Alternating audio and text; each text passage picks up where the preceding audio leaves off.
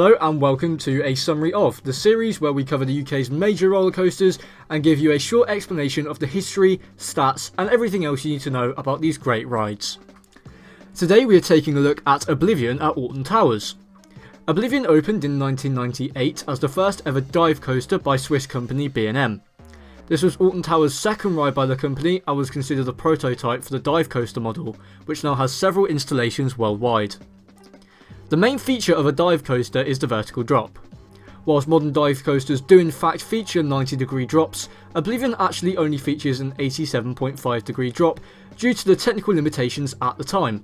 The ride uses a system before the drop to suspend the train over the hole, which creates a second of suspense for the riders and is one of the main unique selling points of the model. Due to the design of the ride, the trains used are rather unique, with there being 2 rows of 8 for a total of 16 riders per train.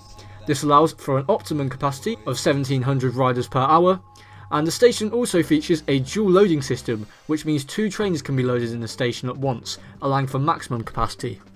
According to Alton Towers, whilst only being 65 feet above the ground, Oblivion actually has a drop of 180 feet, meaning 115 feet of the drop is underground. This would put Oblivion's drop at the 3rd largest in the UK behind Stealth and the Big One. It is also the 3rd fastest at 68 miles per hour, behind those coasters as well. Whilst I am sceptical of the drop stat, it is undoubtedly very large, and a huge amount of excavation work had to be done in order for it to be possible. Now let's talk about the theming of Oblivion.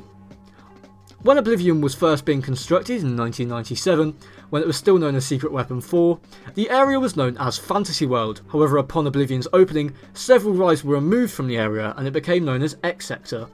The theme of the area, described by Oblivion's designer John Wardley, was that it was meant to be like a forbidden place, shrouded in mystery. I guess they were going for the same kind of vibe as Area 51.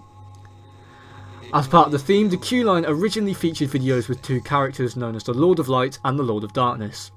The Lord of Darkness portrayed that the ride was safe, whereas the Lord of Light argued that the ride was dangerous as a method of scaring the riders before they'd even boarded the trains. The videos really played upon the fact that this was the world's first vertical drop roller coaster. After the incident on the Smiler in 2015, however, the Lord of Light was cut from the video for obvious reasons. Another controversy surrounding the ride was a noise complaint in 2004, which stated screaming could be heard from the ride from a nearby neighbour's garden. Subsequently, the Don't Look Down audio, which played at the top of the drop, was removed in an attempt to reduce screaming. The opening of the Smiler next door on the former Black Hole site in 2013 also prompted some theming changes to Oblivion.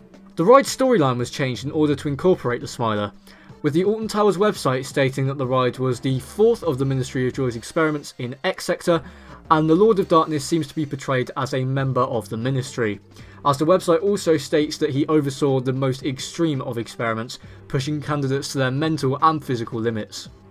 This extends X Sector's theme, as the current area is seen as a testing site for the Ministry of Joy, with each ride in the area being one of their experiments.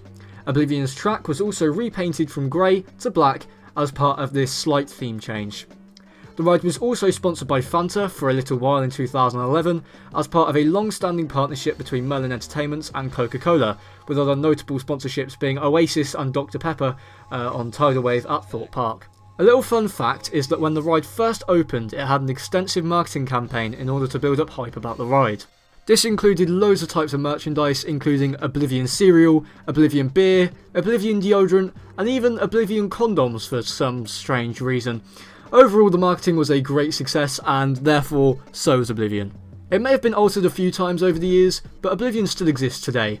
Mostly the same as when it was opened 22 years ago, and it's still loved by many guests who visit Alton Towers. Personally, I think it is one of the best coasters at the park, and definitely the most terrifying. What do you think though? Let me know in the comments. My name is Jack, hope you enjoyed, and I'll see you all soon in another video.